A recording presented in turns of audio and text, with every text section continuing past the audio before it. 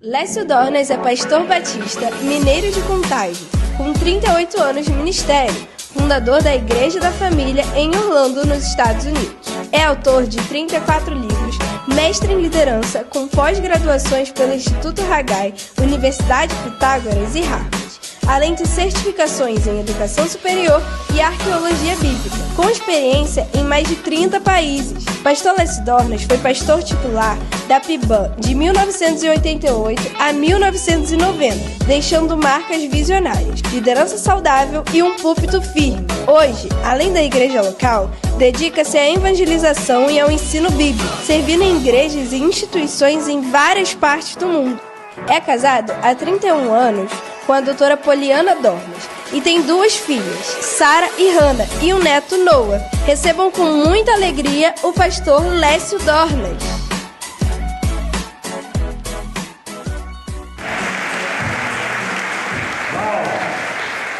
Amém. Boa noite, meus irmãos. Quero saudar a todos com a graça e a paz de Jesus. Saudar os colegas pastores que estão aqui, pastor Gerson, Paulo César, Vitor Hugo, gente boa do nosso coração. Vamos assinar mais uma carta de intenção nessa noite. A carta de intenção do resgate de Maricá para Jesus. Quem assina essa carta aí, diga aleluia. Glória a Deus. E essa cidade vai se render a Jesus Cristo. E Betel 1, agora vai ter Betel 2, né?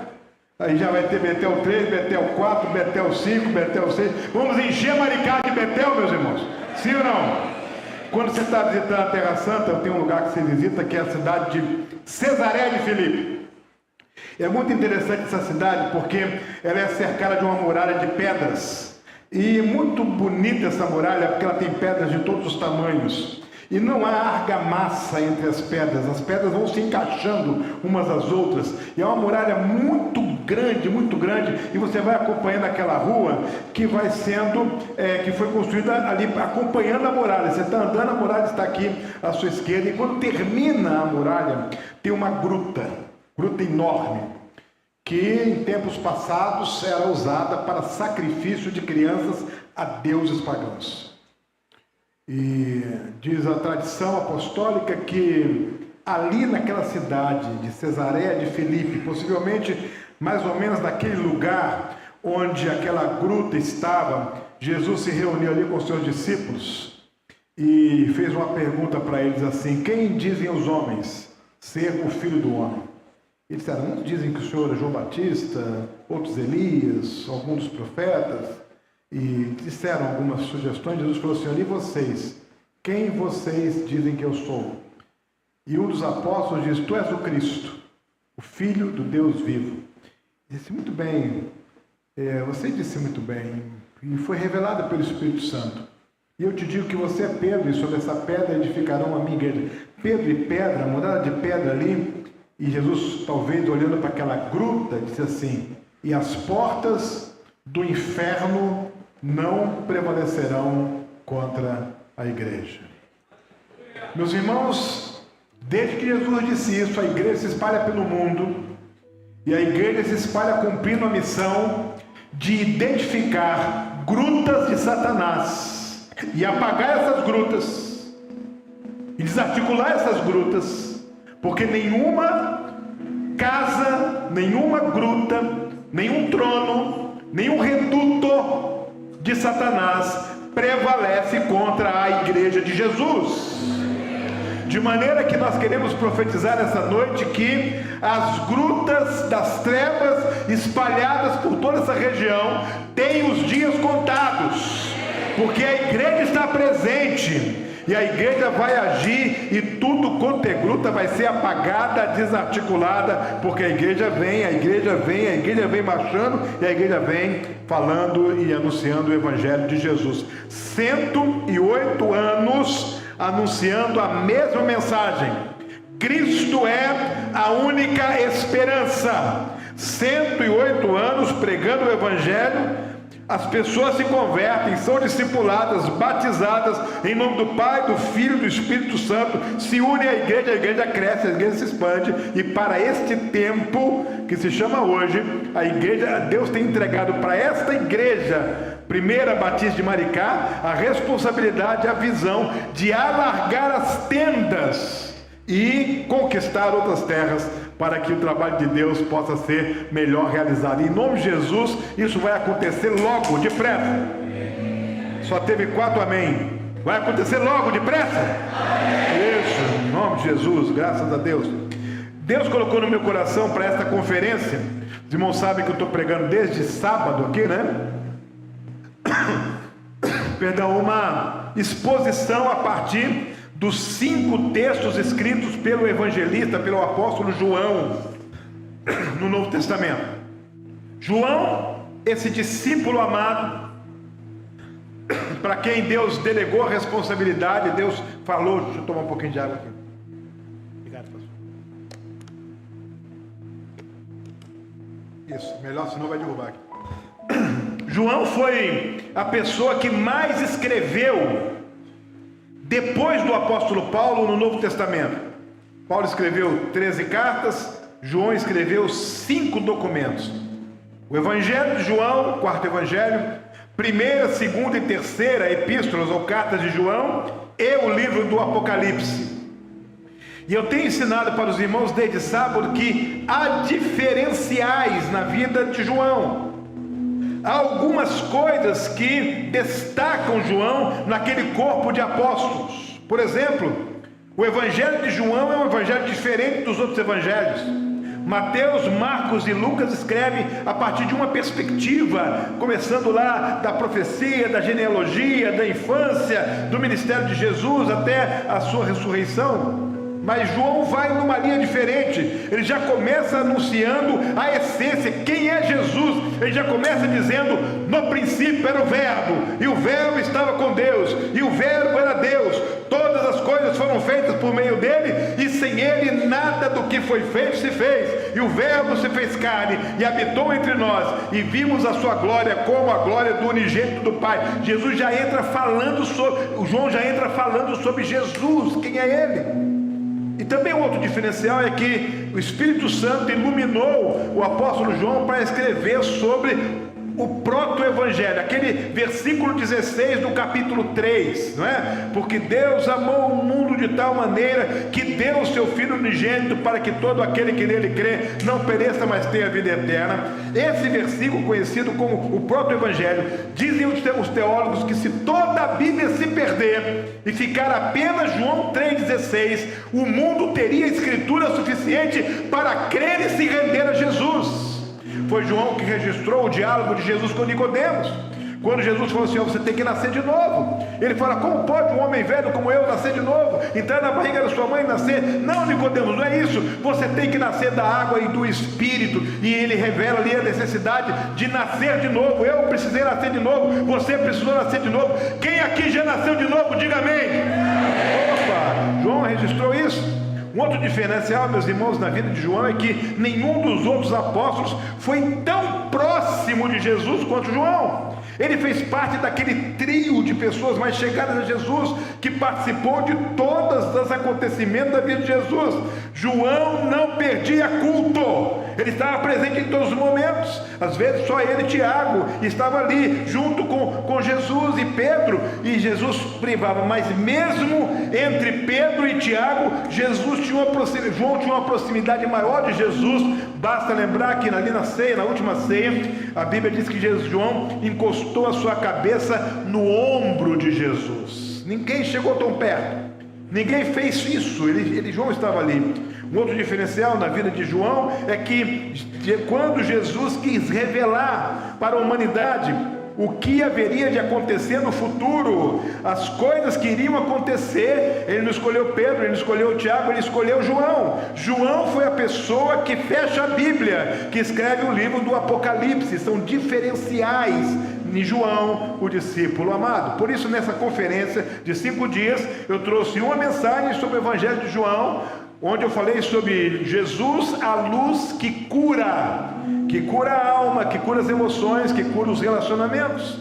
Por isso que na segunda mensagem, do domingo de manhã, a mensagem foi sobre 1 de João, e nós falamos sobre Jesus, o amor que transforma, o amor que nasce em Deus, que impacta o mundo através da igreja, o amor que restaura vidas. E na segunda carta de João, que eu falei no primeiro culto de domingo à noite, nós falamos sobre Jesus, a verdade que fundamenta os seus passos, que fundamenta os seus sonhos, que fundamenta a sua vida. E foi por isso que, baseado na terceira carta de João, no segundo culto de domingo, eu falei sobre Jesus, o fundamento da missão. Ele é o fundamento da nossa ética, da nossa integridade, é o fundamento dos nossos passos, ele é o fundamento da nossa vida, da vida da igreja. E hoje, o quinto documento, escrito por João, o livro do Apocalipse, como disse, o último livro da Bíblia, que começa dizendo, livro da revelação de Jesus Cristo. E João escreve esse livro, ele estava exilado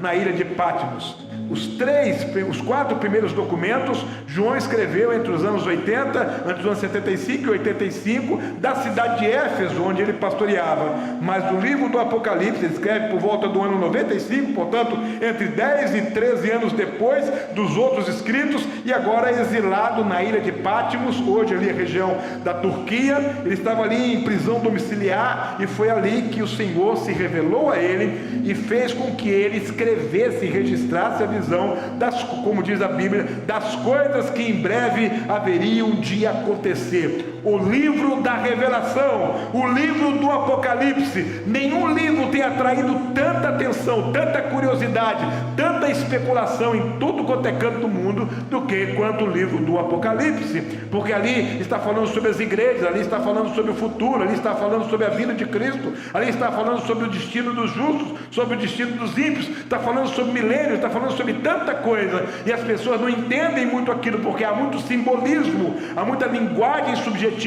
mas quem ler o Apocalipse vai encontrar no Apocalipse, do primeiro ao último capítulo, uma grande mensagem de amor.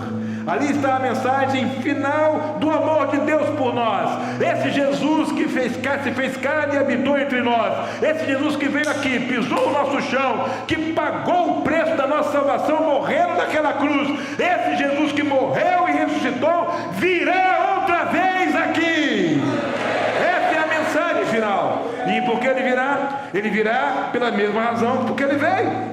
Ele veio por amor, porque Deus amou o mundo, e virá de novo por amor. Ele virá por amor à sua igreja. Ele prometeu isso lá no Evangelho de João: e quando eu for e vos preparar lugar, virei outra vez e vos tomarei para mim mesmo, para que onde eu estiver, estejais vós também. Nós vamos estar com Jesus na glória, porque ele virá nos buscar.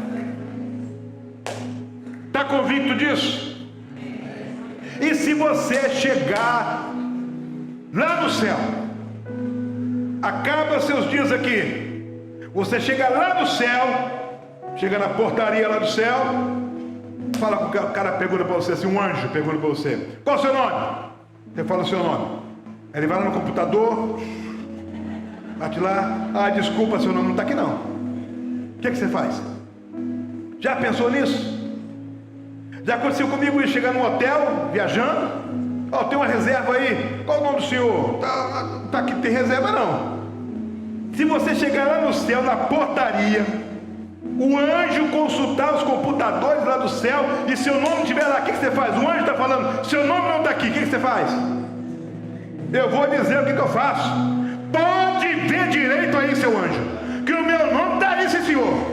Só porque anjo, o Jesus escreveu meu nome com o sangue dele aí. Dá um reboot aí, restart esse computador. Tem um problema no terminal, mas que o meu nome está aí, meu nome está aí. Ei!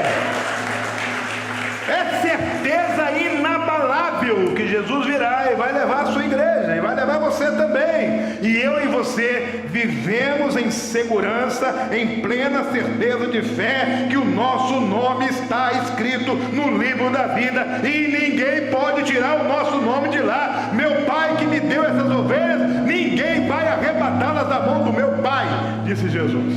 É o livro do Apocalipse, essa beleza extraordinária. E hoje eu quero convidar você para uma reflexão com base no livro do Apocalipse. Não dá para pregar todo o Apocalipse em uma mensagem, mas falando sobre Jesus ontem, hoje e para sempre. Jesus ontem, hoje e para sempre. Ele é o mesmo ontem, hoje e eternamente. Já o autor da carta aos Hebreus escreveu isso: Jesus Cristo é o mesmo ontem, hoje e eternamente. E quando você lê o Apocalipse, especialmente no primeiro capítulo, ali dos versículos 9 em diante, você vai encontrar essas três perspectivas na vida de Jesus: o Jesus de ontem, o Jesus de hoje e o Jesus de sempre.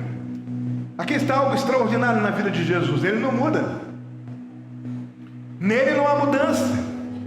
Jesus é sempre o mesmo que andou naquelas ruas poeirentas da Palestina, o mesmo que enfrentou Pôncio Pilatos, o mesmo que curou aquele homem no tanque de Betesda, o mesmo que disse: deixem que as criancinhas venham a mim e não impeçam, o mesmo que entrou naquela aldeia e encontrou o seu amigo Lázaro já sepultado há 4 dias e disse: Lázaro, vem para fora. Ele ressuscitou. O mesmo que, redivivo, no caminho de Emaús, encontrou-se com aqueles discípulos e abriu os olhos deles, fazendo com que os seus corações abrasassem com a presença dele. Mesmo do cenáculo, que partiu o pão e disse: esse é meu corpo que é dado entre vós, que pegou o cálice e disse: todas as vezes que beberdes, fazei isso em memória de mim. O mesmo Jesus que na cruz olhou para aquele homem e disse: olha, hoje mesmo você estará comigo no paraíso. O mesmo Jesus que, indo na direção da casa de Jairo, depois que esse recebeu a notícia: sua filha morreu, não há mais nada que fazer, ele disse: não temas, crê somente. E ele vai na direção, essa menina vai ressurgir, e ela ressurgiu. Mesmo Jesus continua presente na nossa vida, está aqui agora, nesta noite. Mesmo Jesus está aqui para fazer as mesmas coisas. O poder dele não diminuiu, a graça dele não arrefeceu, o amor dele não acabou. Jesus é o mesmo, está aqui nesta noite, e algo extraordinário pode acontecer aqui nesta noite por causa da presença de Jesus. Quando você está lendo o Evangelho, você vai lendo o Evangelho, vai lendo qualquer dos 4 Evangelhos.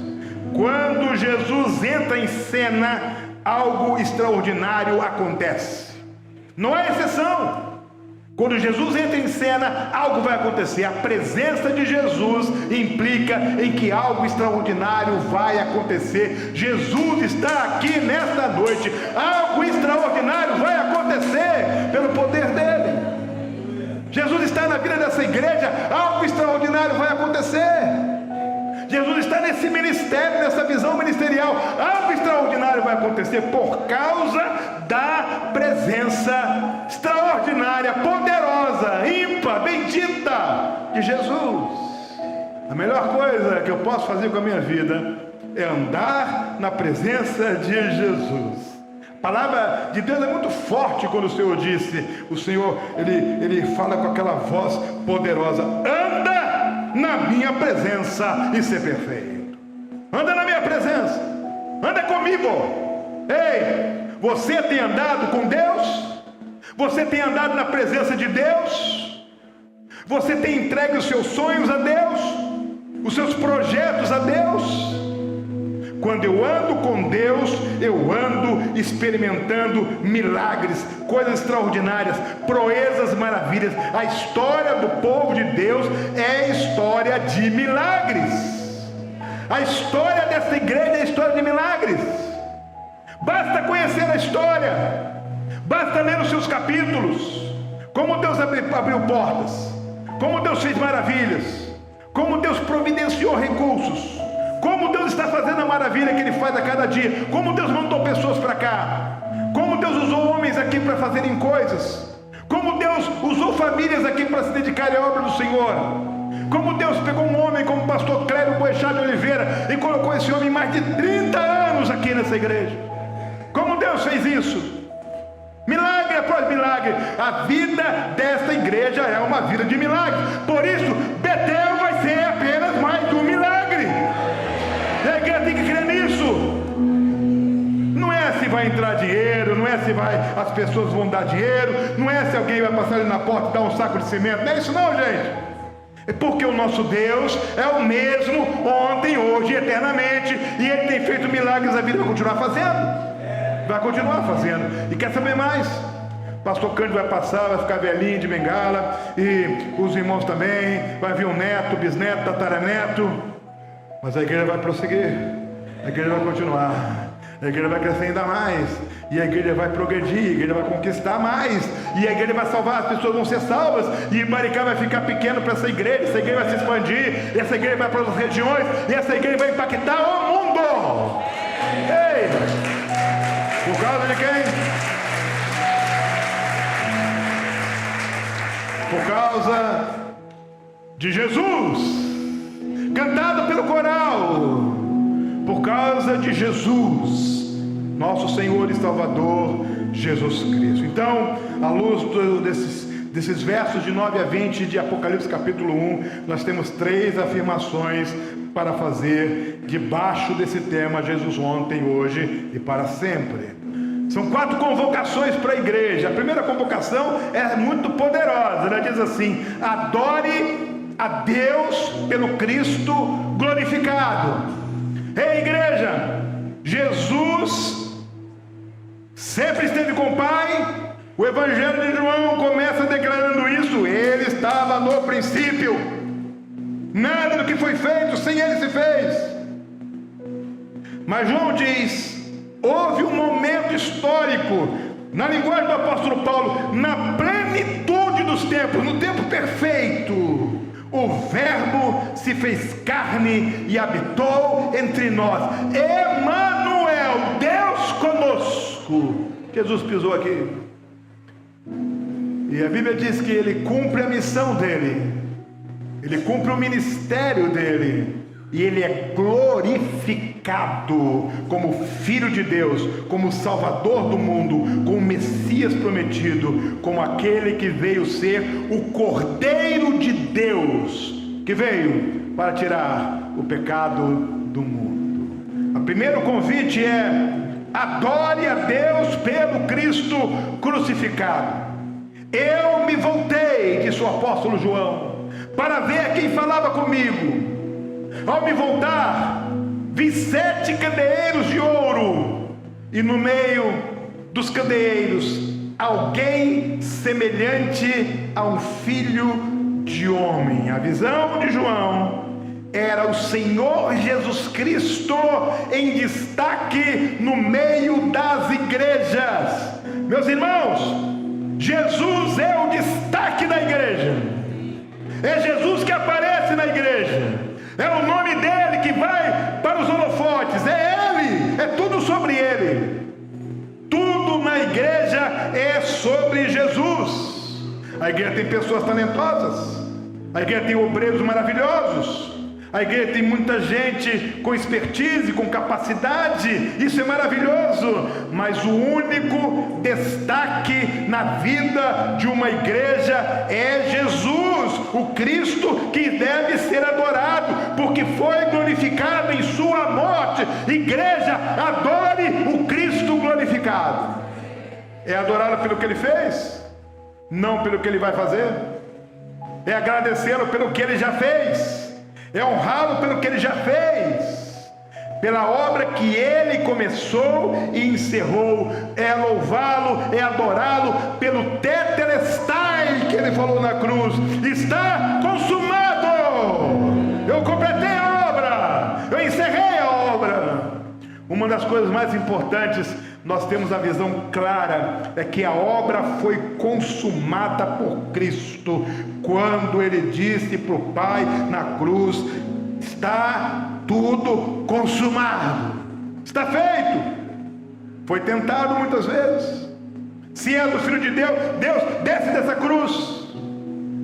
Foi perseguido, foi maltratado, flagelado, castigado, ofendido, traído, negado. Experimentou as coisas mais cruéis que o ser humano pode experimentar. O profeta Isaías usa acerca de Jesus uma expressão terrível: homem experimentado em dores, e fala sobre o que aconteceu na cruz como aprovado pelo Pai, quando disse: aprove ao Senhor Deus moê-lo. Foi o que aconteceu com Cristo. Porém, ele não caiu na tentação, ele não desistiu da jornada, ele foi até o final e ele pôde dizer: tetelestai, está consumado. Adoremos o Cristo que não desistiu, adoremos o Cristo que não desceu da cruz, adoremos o Cristo que suportou com resiliência no poder do Espírito Santo e que levou até o final a sua obra. Participei de um congresso nos Estados Unidos uma vez, com um grande líder religioso que estava fazendo uma obra tremenda no mundo inteiro, e teve um almoço com ele, e as pessoas podiam fazer perguntas. Nós podíamos escrever perguntas e mandar para ele. Eu escrevi uma pergunta. Eu perguntei assim: alguma vez no seu ministério você já pensou em desistir? E embaixo eu coloquei assim, claro que ele não desistiu, estava ali, né? Eu coloquei: o que te fez não desistir? Ele foi respondendo a pergunta, eu ficava pensando: será que vai responder? Ele chegou a mim. Tá aqui, ele falou: aqui está aqui uma pergunta boa. Alguma vez no seu ministério você já pensou em desistir? Ele disse: eu seria um mentiroso se eu dissesse que não. Eu seria um mentiroso maior ainda se eu dissesse que foi só uma vez. Muitas vezes eu pensei em desistir. Muitas vezes veio o cochicho do inimigo para eu desistir.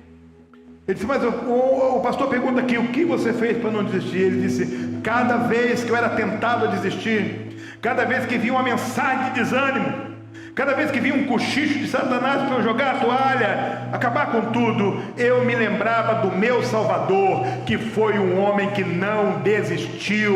Ele acabou a obra, ele completou a obra, ele foi até o final. Em honra a ele, em glória a ele, em louvor a ele, eu vou permanecer também. Eu vou ficar. Ei, está pensando em acabar com o que na sua vida? É para Jesus isso, pode aplaudir isso, é para Jesus. Glória a Deus. É hora de adorar o Deus glorificado, o Cristo glorificado. 108 anos de vida adorando o Cristo que não desistiu, que foi até o final. Está pensando em desistir de quê? Da sua vida? Está pensando em dar um cabo na sua existência? Dar cabo à sua própria vida? Está pensando em desistir do seu casamento? Do seu projeto, do seu sonho? Você entrou aqui nesta noite para celebrar o aniversário da igreja. Você está ouvindo que o grande desafio da igreja hoje é glorificar o Cristo, é adorar o Cristo glorificado, é adorar a Cristo, é destacar Cristo, é orbitar ao redor de Cristo, só Cristo, para Cristo, em Cristo, tudo é Cristo, para Cristo, tudo que a igreja faz é para Jesus, é por Jesus, é tudo para Ele, para a honra e glória dEle. Não há donos na igreja, não há acionista na igreja, não há alguém que mereça ser exaltado na igreja. A igreja existe para adorar o Cristo que foi glorificado. É o credo, o grande credo, glorificado, exaltado. A mensagem da igreja é Cristo, os projetos da igreja são Cristo. O recurso da igreja vem de Cristo. Tudo volta para Cristo. A pergunta da igreja é se glorifica a Cristo, se exalta a Cristo. Recentemente aconteceu mais um congresso, famoso congresso de Lausanne, mais uma edição agora lá na Coreia do Sul. A pergunta foi feita. No primeiro Lausanne, lá no primeiro Lausanne em Amsterdã, a pergunta era se a igreja estava pronta para enfrentar os desafios da sociedade. E a frase mais famosa do Lausanne em Amsterdã foi: Jesus não precisa de pessoas que queiram morrer para Ele, porque ninguém morre por Cristo, é Cristo que morreu por todos. Jesus precisa de pessoas que estejam prontas a viver para Ele. Mas a pergunta agora foi outra. A pergunta agora na Coreia do Sul foi: tudo que a igreja faz hoje agrada ao seu cabeça, que é Cristo? Tudo que a igreja diz hoje está de acordo com Cristo. A cristologia é a base da igreja. É em torno de Jesus que a igreja vive. Porque em muitos rincões da sociedade mundial, a igreja tem sido criadora de ídolos, de semideuses, de pessoas que, mutatis mutantes, guardando as devidas proporções, acabam se cercando de uma divindade que nunca foi planejada por Deus para o homem. O homem existe e foi criado para o louvor da glória de Deus. Sabe o desafio para a igreja que faz 108 anos? Adorar Cristo glorificado. Uma das coisas que eu tenho gostado nessa conferência é que todos os dias nós cantamos aqui, irmã Patrícia, louvado seja Deus por sua vida. Em todos os dias nós cantamos aqui músicas que falam de Jesus. O coral cantou sobre Jesus. O cântico fala sobre Jesus, porque a igreja não pode deixar de anunciar Jesus. Primeiro desafio: adoremos, adore Cristo glorificado. Segundo desafio: confie no Cristo glorificado. Acredite nele, creia nele, conte com ele. Maravilhoso texto bíblico que diz, a partir do versículo 17: ao vê-lo, olha o Espírito de João, caí aos seus pés como morto, porém ele pôs sobre mim a mão direita, dizendo: não tenha medo. Meus irmãos, imaginem a cena. João cai como morto. É uma visão extraordinária. O Senhor põe a mão sobre a cabeça: não tenha medo. Eu sou o primeiro e o último, aquele que vive. Estive morto, mas eis que estou vivo para todo sempre, e tenho as chaves da morte e do inferno. Não temas. Não há lugar para uma igreja amedrontada. Não há espaço no Novo Testamento para uma igreja tímida, acanhada, acuada, cheia de medo. Nada mais avesso ao que Jesus criou. Uma comunidade viva, corajosa, audaciosa, intrépida. Uma igreja que sai levando a palavra de Deus, crendo que as multidões vão se converter e vendo as multidões se convertendo. Não temas, não tenha medo. Lembra que eu preguei numa das epístolas: o amor lança fora todo medo. Levante a cabeça, levante-se, ergue-te, não tenha medo. Eu sou o primeiro e o último. Estive morto, mas a morte não me prendeu, o túmulo não me prendeu. Eu estive morto, mas eu estou vivo, e eu tenho as chaves da morte e do inferno. Jesus está dizendo: não tenha medo, porque quem manda sou eu. Não tenha medo, porque o controle está nas minhas mãos. Não tenha medo, porque todo mundo que está se achando poderoso no universo, todo mundo que está se achando o rei da cocada preta, todo mundo que está achando que manda, está todo mundo iludido. A chave está na minha mão, quem manda sou eu. Eu sou o Senhor. E no dia que eu decidi dar um basta, eu dou um basta. E no dia que eu decidi destronar, eu destrono, porque não vai ser a primeira vez. A história está eivada de exemplos de tronos que foram destruídos, porque Deus decidiu dar um basta. Igreja, não tenha medo, quem manda é Jesus. Não tenha receio, não dê espaço para timidez, para falta de fé. Mas pastor, será? Não tem será, vai ser. Em nome de Jesus, não tenha medo, já aconteceu. a intenção, do que não foi a intenção, já é, a posse já está tomada. Ei, acorda, igreja! Quebre os grilhões. Não deixe que nada te prenda ao ordinário. Viva no extraordinário. Não deixe que nada te acorrente ao talvez. Rompa o talvez. É verdade. Se é de acordo com a palavra de Deus, vai acontecer. Já aconteceu. O que é Betel financeiramente? Para o dono de todo ouro e toda prata. Os irmãos podem acreditar no que eu estou dizendo para os irmãos. Não vai ser a primeira vez, não. Quando os irmãos fizerem o culto de inauguração em Betel, já vai estar pequena, meus irmãos. Pode acreditar nisso. Já aconteceu várias vezes aqui no Brasil. Eu já preguei na semana de inauguração de uma igreja em Barra do Piraí, segunda igreja batista, um templo enorme, lotado, a semana inteira lotada, e no domingo o pastor já anunciou o segundo culto da igreja. Vai acontecer. Sabe por quê? Porque as multidões estão aí sedentas, carentes, elas estão errantes como ovelhas que não têm pastor, perdidas como estava perdido o povo de Nínive, que não sabia discernir entre a mão esquerda e a mão direita, sem orientação, famílias sendo destruídas, jovens se acabando nas drogas.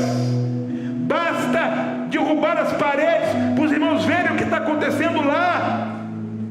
Domingo passado, quando estamos aqui adorando a Deus e cultuando, o inferno estava na praça ali. As pessoas estão clamando, elas precisam de Jesus, elas só não sabem ainda o caminho, elas precisam que alguém anuncie o caminho. Esse alguém é a igreja de Jesus. Não temas. O livro do Apocalipse não foi escrito para os incrédulos, foi escrito para a igreja de Jesus. Não temas. Não tenha medo. Fala com o seu irmão, não tenha medo não, fala com ele aí. Não tenha medo não. Não tenha medo de escuro, não tenha medo de claro, não tenha medo de gigante, não tenha medo de nada. Confie no Senhor. Sabe quem manda, meus irmãos? Quem manda é Jesus. Quem manda é Jesus. Estava numa viagem missionária, destino era o Iraque. Tínhamos que parar no Líbano para tirar os nossos vistos. 14 homens, 14 pastores. Vamos tirar o visto no Líbano para o Iraque. Chegou no consulado lá, visto negado. Não. O que vocês vão fazer no Iraque? Desconfiaram. Visto negado. Aí o nosso líder, o que vamos fazer agora? Só tem um jeito. Qual o jeito? Tem um avião de carga indo para o Iraque. A gente pode comprar uma passagem no avião de carga, que no avião de carga ele não costuma pedir visto não. E nós saímos do Brasil com a missão de ir para o Iraque. Lá nós tínhamos pessoas para serem batizadas, diáconos e pastores para serem consagrados, líderes para serem treinados, esperando a gente indo do Roque no Iraque. Vamos comprar passagem no avião de carga. Muito interessante. Compramos uma passagem, entramos no avião de carga, tinham lá 18 cadeiras, ocupamos 14, o resto só carga. Depois de meia hora de voo, o líder pegou o celular dele e foi um a um. Liga para sua família. Ué, ligar para a família? Liga lá, fala com a sua mulher, fala com seus filhos. Mas por que você quer que eu fale? Não, eu descobri que eu tenho um pouquinho de carga aqui no celular. Então vamos usar assim, cada um fala um pouquinho com a família. E nós vamos percebendo que nós estávamos em perigo. Estamos em perigo. Aí, abre o jogo, o que está acontecendo? Olha, eu não falei com vocês antes para vocês não terem medo. Olha aí. O que houve? Olha, Deus pode agir miraculosamente e a gente entrar no Iraque, mas só se for um milagre. Porque o natural vai ser ou prender a gente ou matar. Eu falei, eu prefiro a prisão. Falei, mas não é escolha. Quem escolhe são eles. Aí chegamos no Iraque, todo mundo com a camisa da seleção brasileira, porque falaram para nós que a camisa da seleção brasileira abre portas.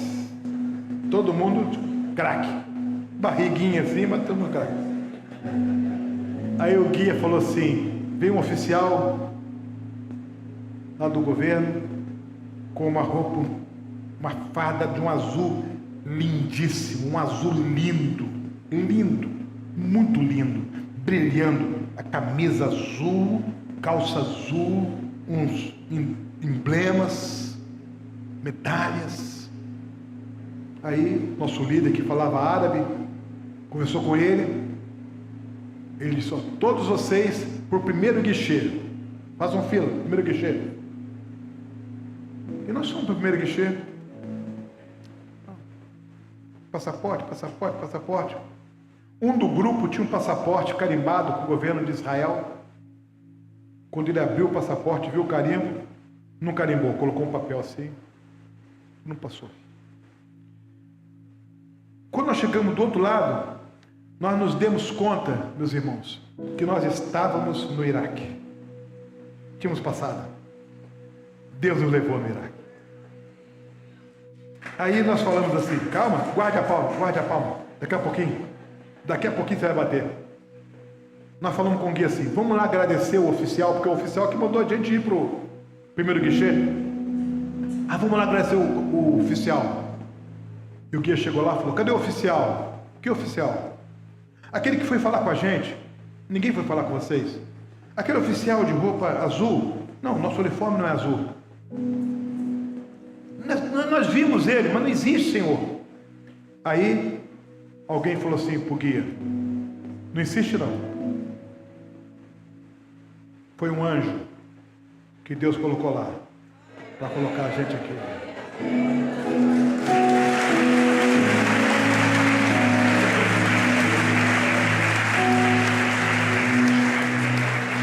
Entramos no Iraque, cantamos no Iraque, pregamos a palavra de Deus no Iraque, batizamos no Iraque, consagramos diáconos, consagramos pastores, treinamos líderes, fizemos tudo o que tínhamos que fazer no Iraque e saímos do Iraque sem problema algum. Sabe por quê, meus irmãos? Porque quem manda é Jesus. Se o seu coração está em harmonia com Jesus, se você está colado com Ele, submisso, em adoração, não fazendo a sua vontade, mas no centro da vontade dEle, não buscando os seus interesses, mas trabalhando para os interesses dEle. Se é esse o seu caso, não tenha medo. Jesus está no comando, Ele está vivo. Ele disse assim, eu tive morto. É verdade, eu tive morto, mas agora eu estou vivo. Quem está com a chave da morte do inferno está aqui na minha mão. Eu que comando tudo. Sabe que a igreja do século 21 precisa? Confiar no Cristo glorificado. Meus irmãos, não confie na tesouraria da igreja. É pequena demais. O banco da igreja, muito pequeno. Não confie nele. Não confie no relatório financeiro. Ele é relatório humano. Não dependa disso. Confie no Senhor. A promessa de Deus é assim, ó. Promessa simples. Eu vou abrir o que, gente? A janela do céu. E vou derramar sobre vós uma bênção tal, que dela vos advirá uma maior abastança, maior, ou seja, maior do que vocês estão pedindo. Paulo escreveu isso, inspirado pelo Espírito Santo, que Deus está pronto a fazer por nós o que? Infinitamente, muito mais além de tudo que pedimos ou pensamos. Em quem você vai confiar? De quem você vai depender? É de Jesus. Obedeça a Jesus, honre a Jesus, anuncie Jesus, dependa de Jesus, confie em Jesus. Quando os irmãos piscarem os olhos, os irmãos já vão estar em Betel. E quando os irmãos piscarem de novo os olhos, Maricá vai estar em Betel. E quando os irmãos piscarem pela terceira vez, Betel vai ser toda a cidade de Maricá. Você crê nisso? Você confia nisso? Você confia nisso? Você crê nisso? Porque Deus não vai fazer nada se o seu sonho for Betel. Escuta isso, pastor. Deus não vai fazer nada se o seu sonho for Betel. O seu sonho tem que ser a cidade rendida aos pés de Jesus. Esse é o sonho.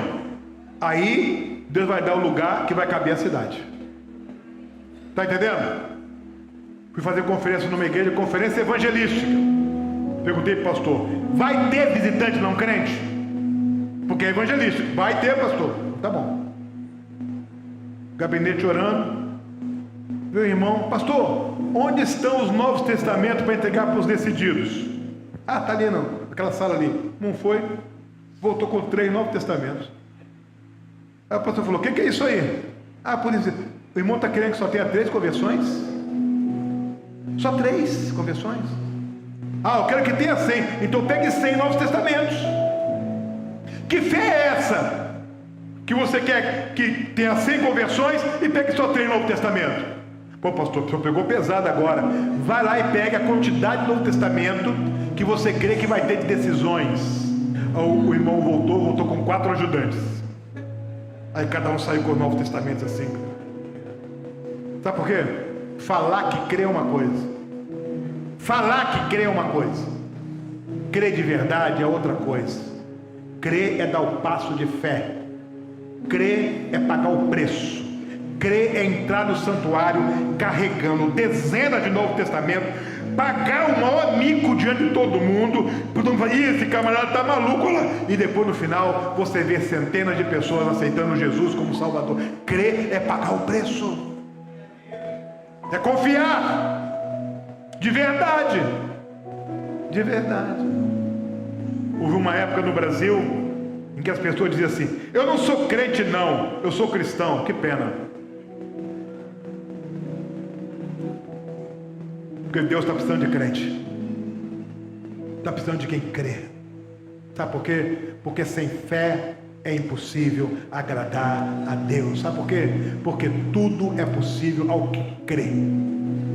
É o que crê. Diga para o seu lado assim: eu sou crente em Jesus. Diga para ele: eu sou crente em Jesus. Eu sou crente em Jesus. Eu sou crente em Jesus. Eu sou crente em Jesus. Você é crente em Jesus. Eu sou crente em Jesus. E os milagres vão acontecer. O impossível vai acontecer. Porque eu creio em Jesus. Eu dependo de Jesus. Eu confio em Jesus. Então, adore o Cristo crucificado. Confie no Cristo glorificado. E esperem as coisas que hão de acontecer. Aguarde as coisas que vão acontecer. Pode voltar aí, pode voltar mais um. Espere as coisas que vão acontecer. Aguarde. Aguarde com expectativa. Porque tem coisa boa vindo aí, meus irmãos. Aguarde com muita expectativa. Porque tem coisa grande vindo aí. Um pastor que nós conhecemos bem lá de São Paulo, já um veterano, pastor Irlande, disse numa cruzada, numa conferência que ele fez, que o netinho dele, na véspera de Natal, falou assim: vovô, cadê o meu presente de Natal?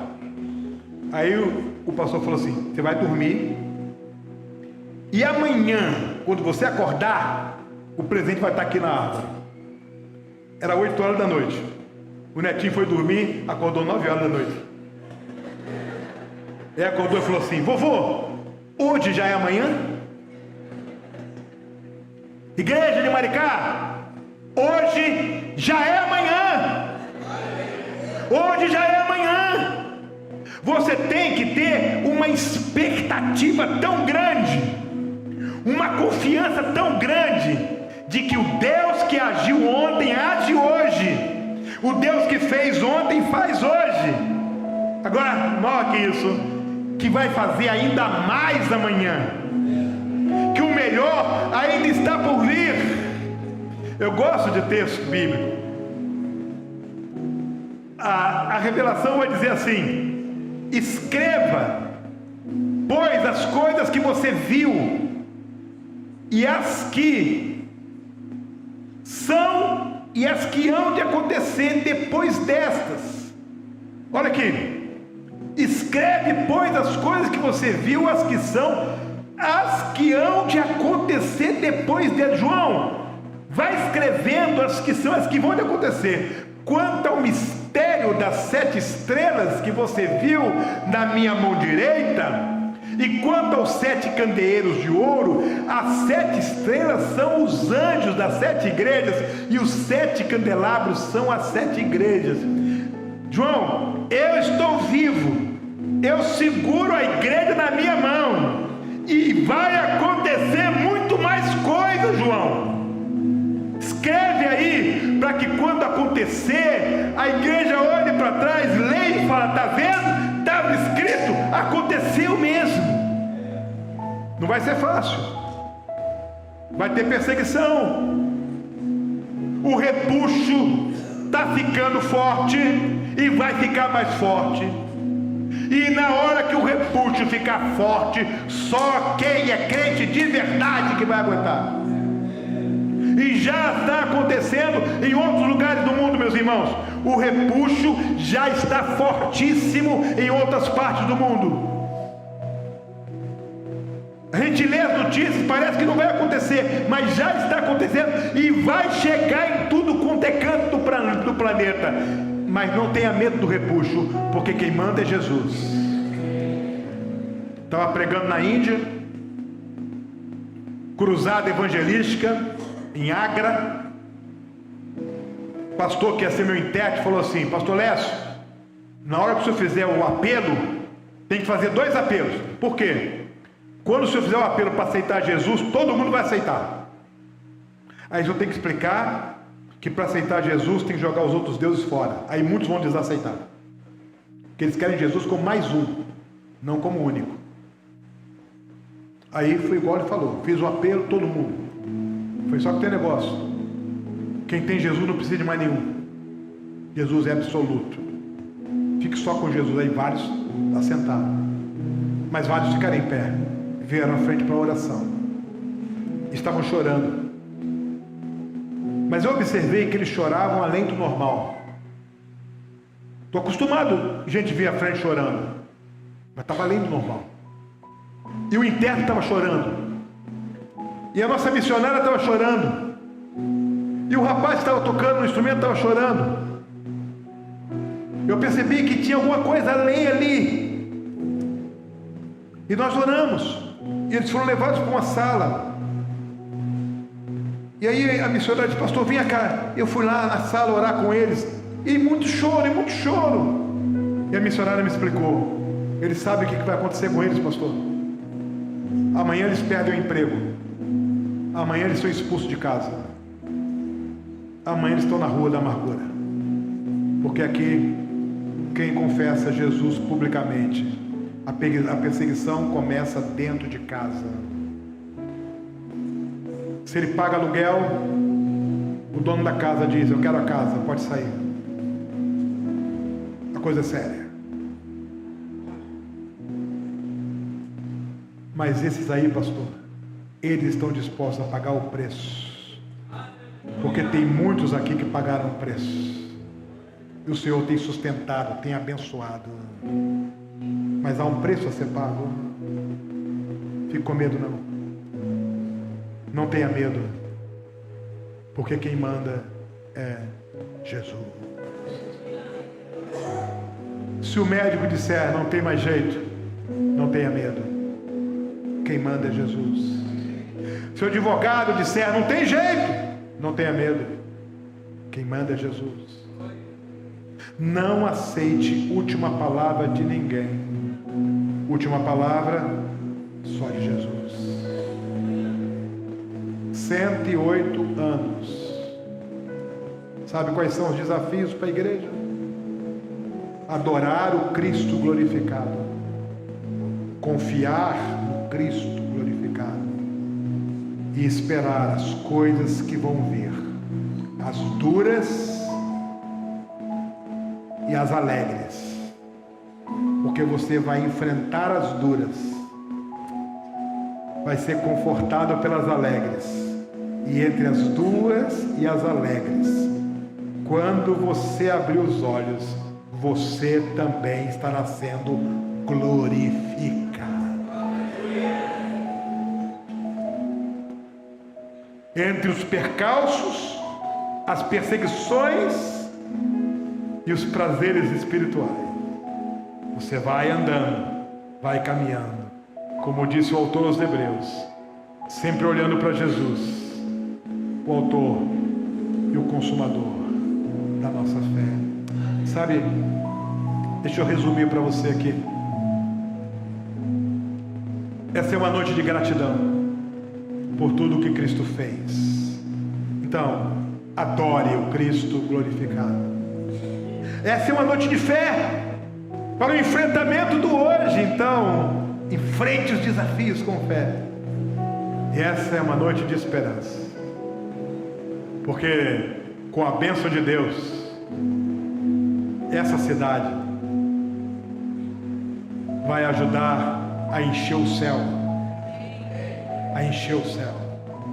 E quando esta igreja chegar lá, vai ouvir o Senhor dizendo: bem está, servo bom e fiel, entra no gozo do teu Senhor. Tempo de gratidão, tempo de fé e tempo de esperança. Baixe sua cabeça, feche seus olhos. Ó Deus, este é um tempo de gratidão. E como igreja, nós queremos te adorar pelo Cristo crucificado, glorificado no Calvário, glorificado no túmulo vazio, glorificado na sua ascensão. Te adoramos, Senhor. Te adoramos por causa de Jesus Cristo. Obrigado, Senhor, por Jesus. Louvado seja o teu nome por Jesus. Receba, Senhor, a nossa gratidão por esta igreja, 108 anos pregando Jesus, Jesus, Jesus e só Jesus e ninguém além de Jesus. Senhor, esse é o tempo de fé. Renova a fé da tua igreja, Pai. Restaura a fé da tua igreja, Senhor.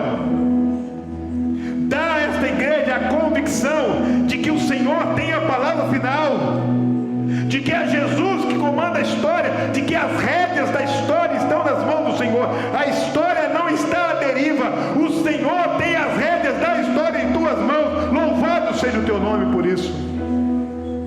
Porque o nosso barco tem timoneiro, porque o nosso avião tem um piloto, porque nós não estamos aqui como ovelhas que não têm pastor. O nosso general é Cristo. Somos ovelhas do bom pastor, que é Jesus. Renova a fé desta igreja, Pai. Faça essa igreja crer no impossível, no invisível, no inimaginável, naquilo que não pode ser sequer sonhado. Faça essa igreja andar e viver na dimensão do extraordinário. Batiza esta igreja com o extraordinário. Batiza essa igreja com o batismo, ó Pai, de Marta e Maria. Eu não te disse que te creres, verás a glória de Deus. E elas viram. Ó Deus, que a Pibã também veja a glória de Deus. Pai, essa é uma noite de esperança, porque nós queremos Betel, sabemos que o Senhor já nos deu. Nós queremos essa cidade rendida aos teus pés, sabemos que o Senhor vai nos dar. Nós queremos expandir a tua obra nessa cidade, nessa região, nesse estado, em todo o Brasil e no mundo, e sabemos que o Senhor vai fazer isso. Mas esse não é o nosso maior sonho, Senhor. O nosso maior sonho é ver Jesus na glória, é ver Jesus na glória. E nós temos a convicção que o nosso nome está escrito no livro da vida, e que nós vamos ver Jesus. Nós vamos ver Jesus. Nós vamos ver Jesus. Nós temos um lugar no céu. Nós temos certeza da vida eterna. E o nosso maior sonho, a nossa maior expectativa é ouvir o Senhor dizendo: entra no gozo do teu Senhor. E nós temos a convicção de que esse dia vai chegar. Ajuda-nos a enfrentar o repuxo. Dá-nos, ó Pai, perseverança, e que os nossos olhos possam se abrir e nunca mais se fecharem. Toma esta igreja nas tuas mãos. Toma este ministério nas tuas mãos. É assim que nós oramos. No nome santo, eterno, bendito, doce, amado, poderoso de Jesus. Amém, Senhor. Deus abençoe a igreja.